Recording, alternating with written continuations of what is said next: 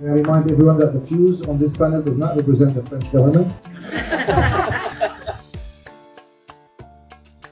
Whenever I met in my many tours of lectures, Palestinians who either were of an age where they still remembered Palestine before the Nakba, or I met a second or third generation of Palestinians who have not made it to Palestine after 1948 for whatever reason.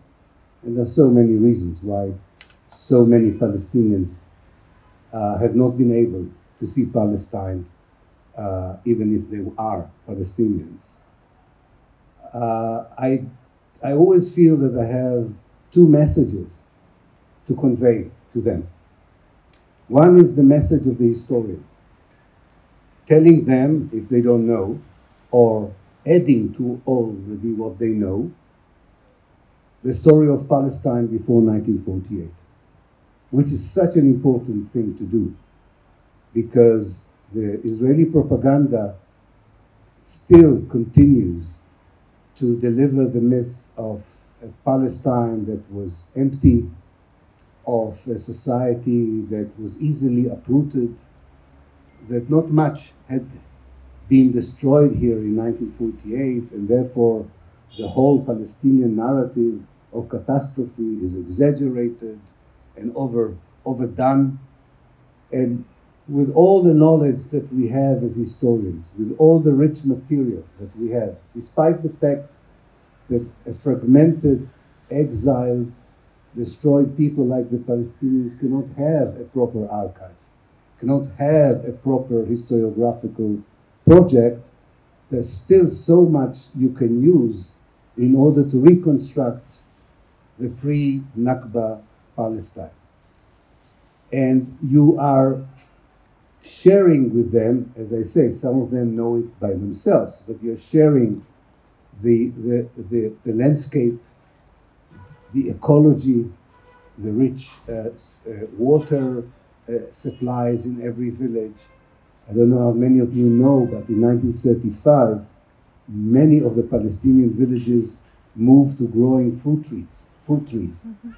And the whole landscape of the Galilee changed in 1935 because the whole agricultural production changed. It was, by all accounts, it was a particularly a beautiful addition to the already picturesque pastoral landscape of rural Palestine. So the one message is, I hope you understand what was destroyed in 1948. And then comes the second part, which is, from my point of view as an activist and an historian, admiration to the fact that the Palestinians, both as a nation, and no less so as individuals, despite the trauma, despite the catastrophe, rebuilt their life. They rebuilt it as a national movement, but they also rebuilt it as individuals, starting from scratch, new careers, continuing old careers that were disrupted by the Nakba, contributing, by the way, immensely to the educational system of Kuwait, of Iraq, building Jordan. All this human capital that should have been invested in Palestine was invested, unfortunately, elsewhere, not to mention the contribution to the Lebanese economy. And there comes, with the admiration, of course, a conversation about, is liberation still possible? And is return still possible? And you say, of course it should be possible. We should believe it's possible. I mean, otherwise, why fight for liberation? Why fight for freedom? And then you think about, because I'm here, like so many of you, do they know what they're coming back to? Mm-hmm. They have an image of what they're coming back to. But is this image the reality on the ground? And it's very clear, and I have many doctorate students who are working about the right of return. that the way young Palestinians in refugee camps in Lebanon, in Jordan, and even in a more kind of more comfortable communities imagine the Palestine that they want to return to is not exactly the reality on the ground. And you say to yourself, what would happen when the reality would meet the image, the vision? And then I came across Fida's book. The only person I know who has written so accurately, so sensitively, so openly, so candidly on that clash between what you imagine and what you encounter. And it always reminded me the surveys that used to be done, especially by Halil Shikaki, but not only by him, among refugee communities in Lebanon in particular, asking them every 5 months, do you still believe in the right of return? Would you return? And one of the most important answers that the professional scholars get, tell us to what are we returning? Do you mean that we are returning to Israel as it is today, namely to be under occupation in the West Bank, under siege in the Gaza Strip, second-rate citizens in Israel? Or are you talking about returning to Palestine after liberation, when it becomes a Palestinian state again? Because they say these are two different visions for us, claiming about a return. Now, historical circumstances have brought Fida in 1993 to implement her right of return without dwelling too much, is she returning after decolonization and liberation, or while the colonization still continues. And yet, if you read the book, you understand and you can fully empathize with it, even if you're not a Palestinian, that the initial excitement and expectation for the return overtake any other issues, because it is a return, it is a closure, especially for a family whose the father, Sabri, was decided to leave not during the Nakba, many years after the Nakba, as part of a wish to be an integral and organic part of the liberation movement. And hence the return is a reunification with a family that was not a family of exiles, although some of them are internal refugees for sure, but not a family of exiles outside of Palestine. And therefore, of course, you can see how the unification with the family and the homeland can be so exciting. And then, and I must really congratulate you, Fida, the way you are unraveling that it doesn't happen in one day, but you slowly understand that this is such a complex, intricate process to become actually a much lesser citizen that you were in Cyprus, Beirut, or in the United States. That this is also what return means for a Palestinian if they come back to the reality today. It's not as catastrophic as leaving a village in the Galilee with 55 or 60 dunams to live in a small hut in a nearby village or in a refugee camp. Of course, there the trauma is beyond comprehension.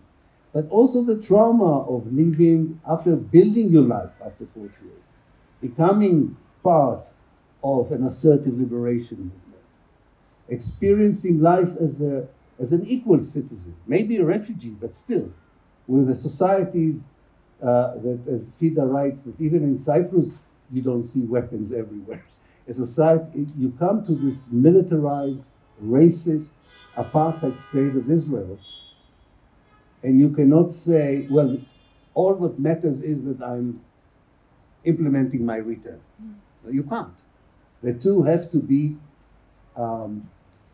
dealt with together. And I feel that when I read the book, I thought of one particular scene that I thought that if your family had stayed here kind of continuously, there would have been kind of a different solution maybe to this. If I remember correctly, you tell your first day of independence in Israel, where you decided to stay home because it was so depressing. If I'm right. Yes. That's right. And I remember the first, because I was part of I was advisor to the committee of the internal refugees in Israel, Lajnat al-Muhajirin. And I remember our first meeting in the 1st of April 1988, sitting with so many Palestinians who felt like you in the Israeli Day of Independence. And they said, and I can't even remember who was the father or the mother of the idea. It doesn't matter. The idea is more important than the person who conceived it. But one person said, you know what? We will not stay at home on the Day of Independence. Mm-hmm. We will, every day of independence, march to a destroyed Palestinian village. And that's where they decided to do the first Masirat al-Awda. Mm-hmm. And each year after that, the Day of Independence is, on the one hand, a depressing reminder of the ethnic cleansing of Palestine in 1948, but it also is a day where you make sure that the destruction is not forgotten, that you protect the memory of the Nakba through this march, which, by the way, politicians are not allowed to take part. This is totally consensual. It doesn't have all the problems that domestic politics among the 48 Arabs bring with them. And I thought this is what really comes out, that the return is a long process that doesn't end when the physical meeting with the homeland occurs. It's a daily struggle, but it also has points where you can assert your identity, you can remind yourself that the return is a positive, important process and implementation, and you're part of a community that for so many years had an identity crisis, found itself in this impossible, and you write a lot about it, which I really find really inspiring, the way this whole concept of Arab Israelis was conceived and imposed on the Palestinian minority in Israel. But I think this group of people, not everyone, of course, among the 1.5 million, there's a new generation with a different reflection of who they are, what is their role in the overall Palestinian liberation struggle. And I would end before giving you the mic by saying that although it makes much more sense to say, let's do the return after decolonization and liberation, apparently a return before decolonization and liberation contributes to decolonization and liberation. So we are all so glad that you did join us when you were 22 years old. Too many good people have left, even people who could stay have left, which is a pity. And the struggle has to go on also from within and not just only from the without. So thank you for your wonderful book. I read it in one go. It's taught me many things and arranged for me a lot of issues. And more than anything else, it taught me not to talk about the right of return as a slogan, but as a real human endeavor and challenge, that the more we write about it, the more others would benefit from knowing how to engage with it, keep it alive, but also remain it as a realistic, pragmatic idea that is connected to the reality and is not left in some imaginary vision of the future. Thank you very much. Thank you, Ilan.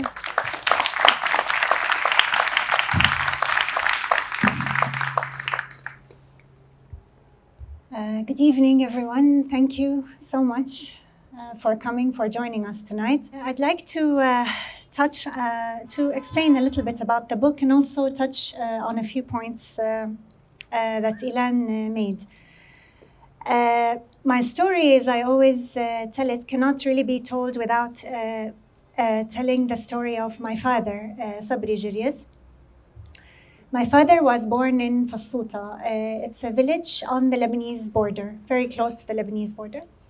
He was 10 years old in 1948, and he witnessed the Nakba.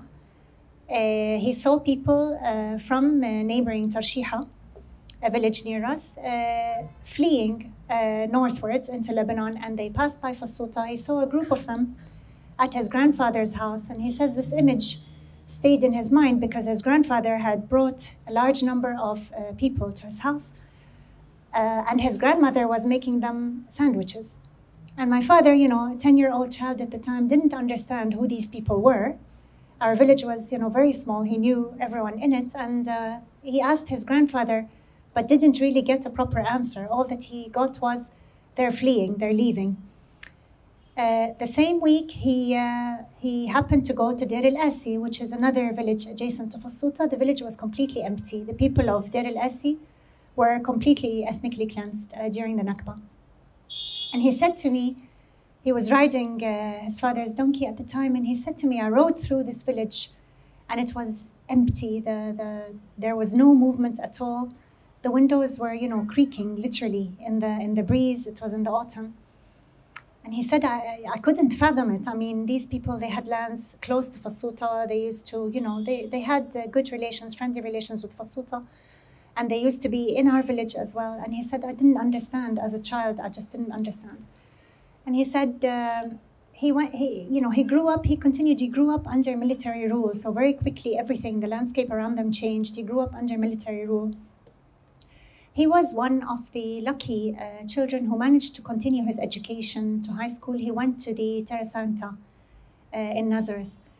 And from a very young age, he began to be aware. And he told me that probably that image I saw as a child stirred something in me, that there was something here abnormal going on.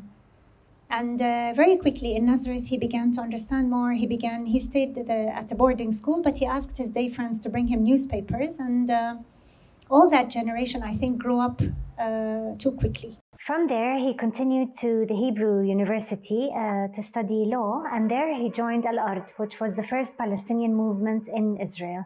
The movement tried to do everything. They tried to publish a newspaper, they tried to open a publishing house, they tried to register themselves as a company, only to be able to find a means to work legally among the Palestinians in Israel. They were trying to educate people about their plight and so on. And of course, they faced intense backlash from the Israeli authorities. At the same time, after he graduated, he began working with Hanna Nakara. Hanna Nakara was known as the land lawyer at the time. He was the only Arab lawyer in the north, the only Palestinian lawyer who was working to a large scale on saving the lands from expropriation of the Palestinians who remained inside Israel. And he fought many legal cases. Many of the cases he fought, essentially became part of, the laws or the basic laws and so on. He set a lot of precedents as well. My father worked with him, but the noose was, the noose of oppression was tightening. He was in and out of detention all the time. They had house arrest. I mean, when he tells me about that period, I try and imagine, living a life where his every movement is being watched. In 1965, Al-Ard did something really crazy, and they tried to run in the Israeli elections. When every other road in front of them were closed, they thought if we could at least gain a seat in the Knesset, perhaps we could try and work against the policies of oppression from there.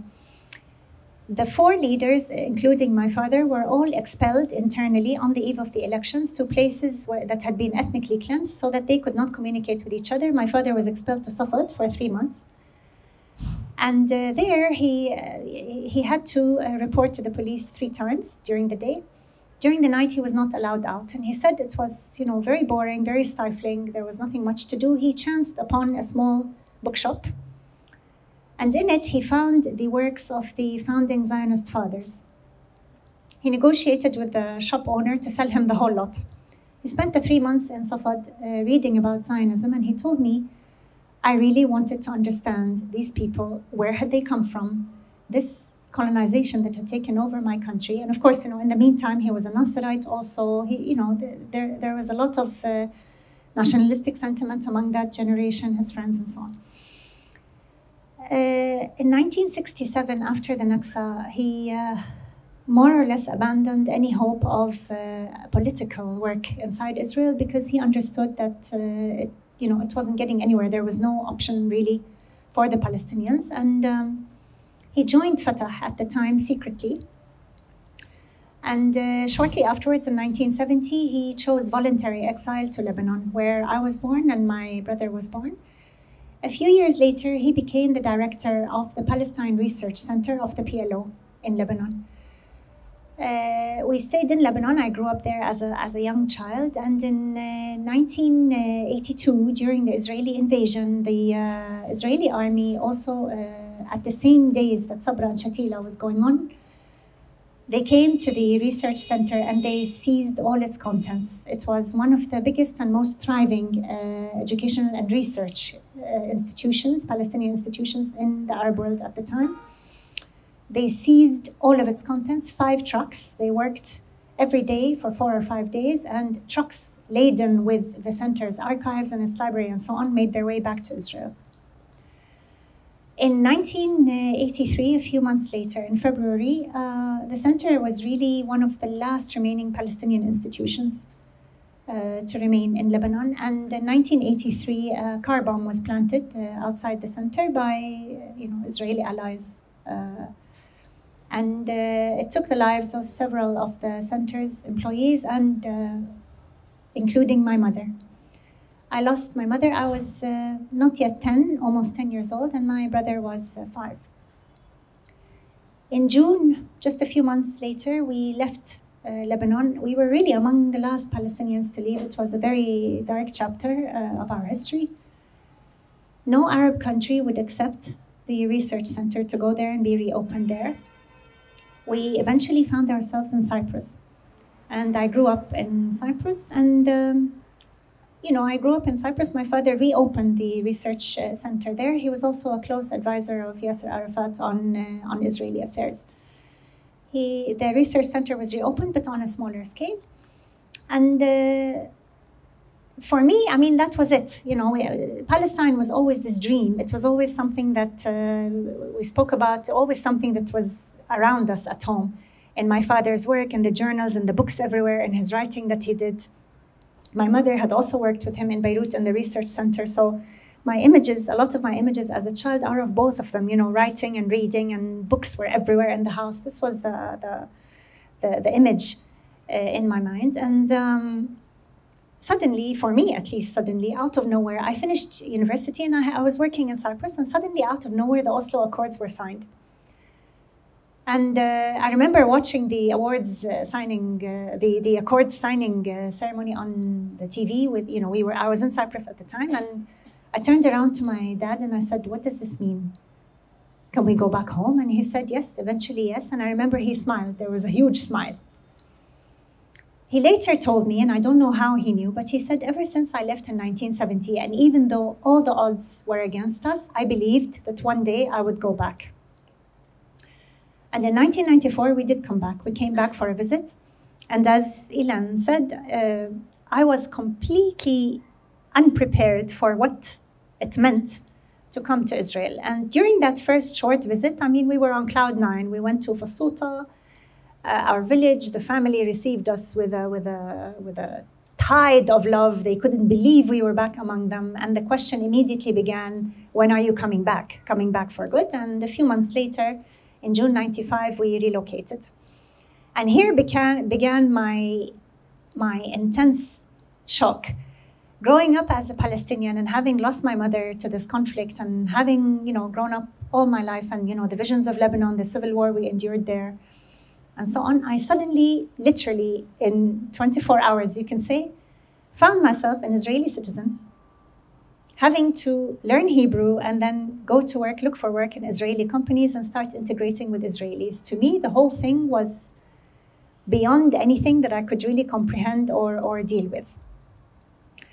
And I did it. I tried my best. And at the time, I think I was blocking out a lot of my emotions or thoughts. I was also, fairly young. I was 22 when we returned. And I only managed it for about 8 years before giving up completely, as I started to realize what life in Israel meant. And I left and I went to Canada. And I said, you know, I'm not coming back. I don't want this. This is not for me. I went to Canada. Of course, from the first day I got there, I was homesick.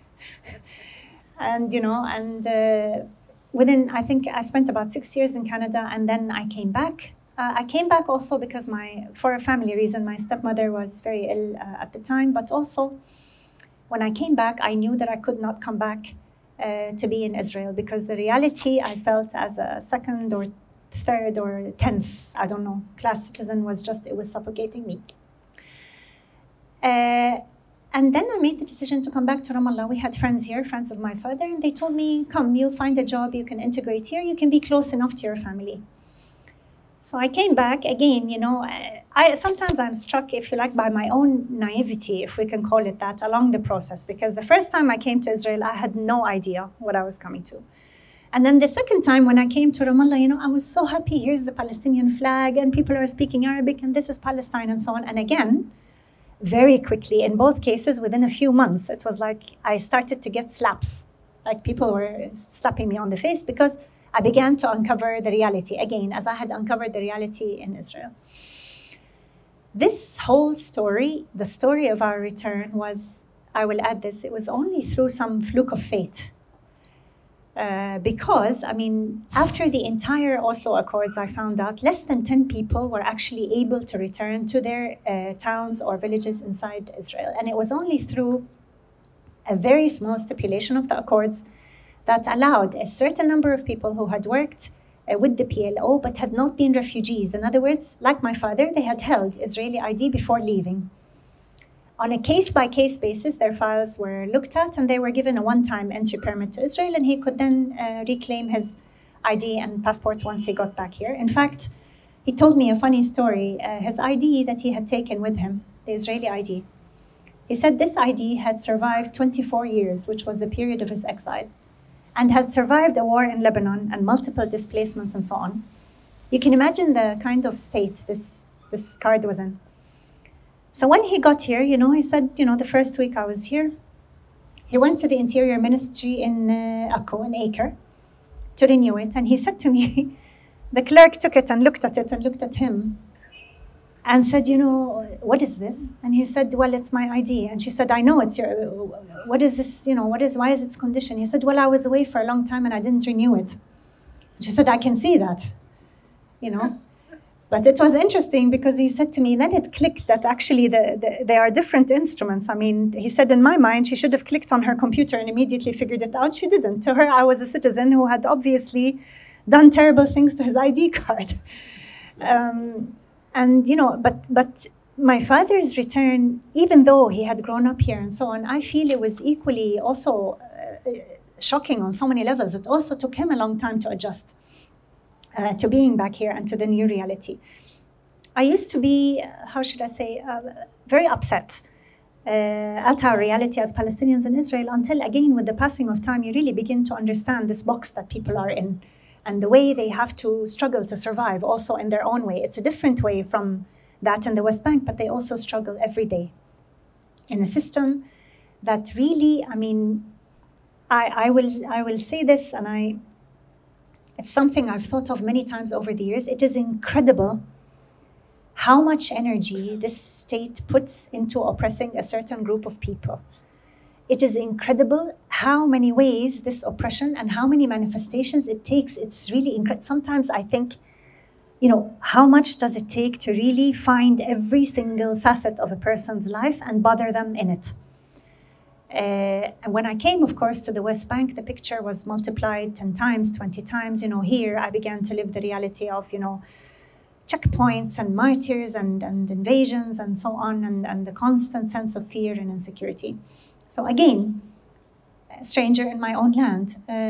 After all these years, I wrote this book to really share this journey, especially that it's a bit of a strange or unique journey in the sense that not many Palestinians have been able to cover the tripod, the diaspora, 1948, and also here.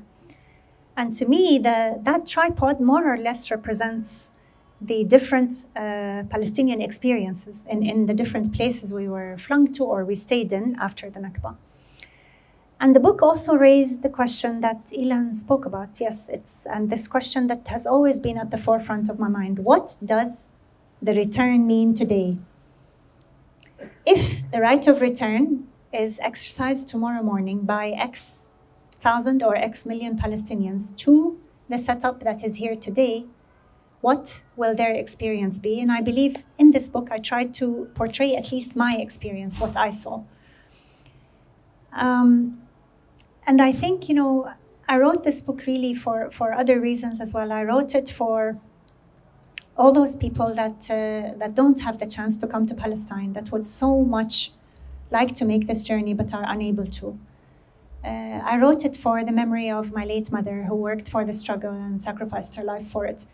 For the memory of, you know, the so many martyrs that have gone for this cause. And I also wrote it as an answer to many friends that I've met in my life's journey who have, you know, from time to time asked me, particularly those outside or who are non-Palestinians, we know there's a problem, but we don't really know, we don't really understand it. I'm hoping that this book will give enough to tell people the story of Palestine through the story of my family. And again, thank you so much to everyone who came tonight. Thank you.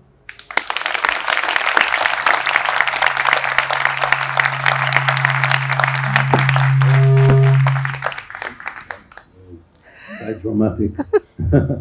Thank you, Fida. Thank you so much for sharing your journey with us. And anyone who hasn't read the book, this is just a nugget.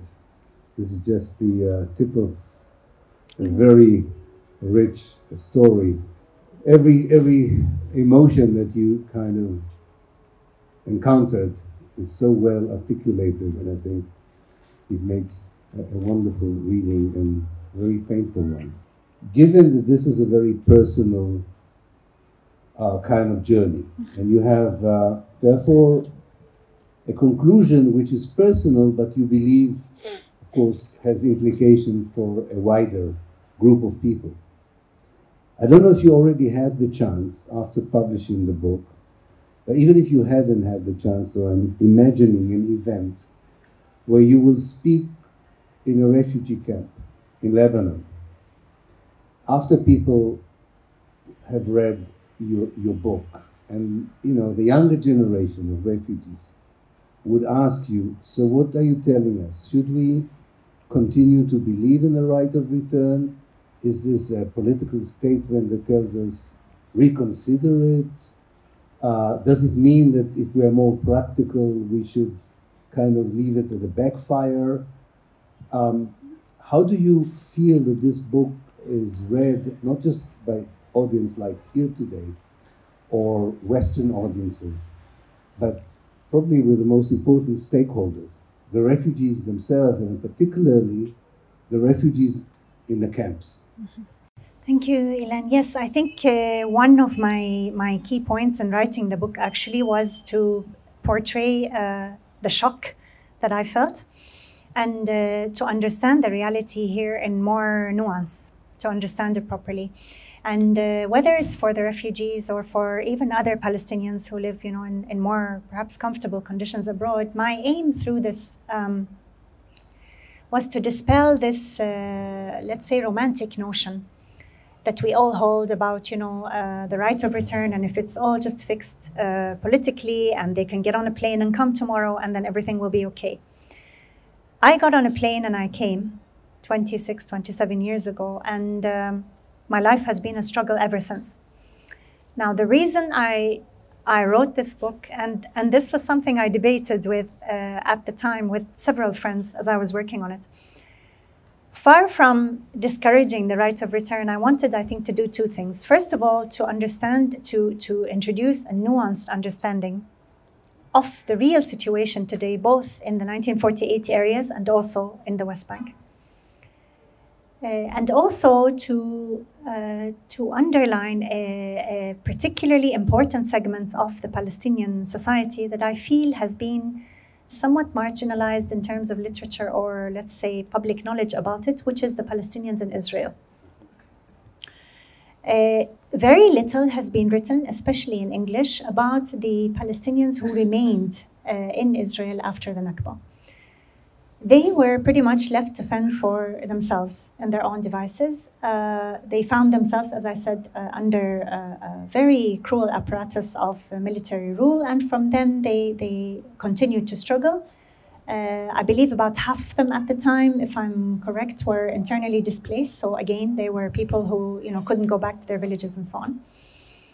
For many decades, these people were the rest of the Arab world was in the dark about them. They even faced accusations that they were Judaized or joined the Zionist project and so on, that they were traitors, things like this. There was very little understanding about them. And my father told me when we worked on Al-Ard, sometimes we would happen to hear that a newspaper somewhere had published a tiny clipping about us, but we were cut off completely from the Arab world, obviously, after the establishment of the state, and they were cut off from us. Over time, I think particular people in the refugee communities know very, very little about what it means to be a Palestinian citizen and yet to be living inside Israel, a Palestinian citizen of this country, which expelled them. I mean, the setup is so complex and complicated. So I wanted to paint a real and accurate picture of what our life here today. And far from discouraging the right of return, I'm hoping that my book will infuse this generation to understand that really the struggle is still ahead. And it's a long struggle, and it's not as simple as simply packing your bags and coming, that there is a lot of struggle towards equality, towards the liberation of the people, towards self-actualizing in this country for Palestinians across both sides of the spectrum. And I think I have not yet had the chance to discuss, I mean, the book also came out recently, but I think they will make for very interesting and also intense conversations, I'm sure. So that we can really get the audience attention again to the book itself, we'll listen to an extract from the book. I looked to the front again and saw two soldiers getting on. My eyes bulged. They were carrying guns. They walked down the aisle and sat down on the empty seats in front of me. I stared at the rifle slung over their shoulders. It was the first time I had seen the cold metal so close. I swallowed hard. No one had carried guns in Cyprus. Why were there guns on the streets? Was this normal? What if one of them went off? I wanted to change seats. My eyes darted around, but they were all taken. There was one seat at the far back, but there were more soldiers there. Everyone was chatting normally as the bus continued on its route. I was the only one who was breaking into a cold sweat. I also seemed to be the only Palestinian. I told myself to be calm. It was probably not long to my stop now. Try as I might, though, I could not stop the terrified thought running through my mind. I'm on a bus with Israeli soldiers. 10 minutes later, I recognized the area, rang the bell hastily, and scrambled off. In the street, I took a deep breath and made my way to the building. I had a jarred, surreal feeling, almost like I was in a bad dream. Thank you very much. Excellent. Thank you.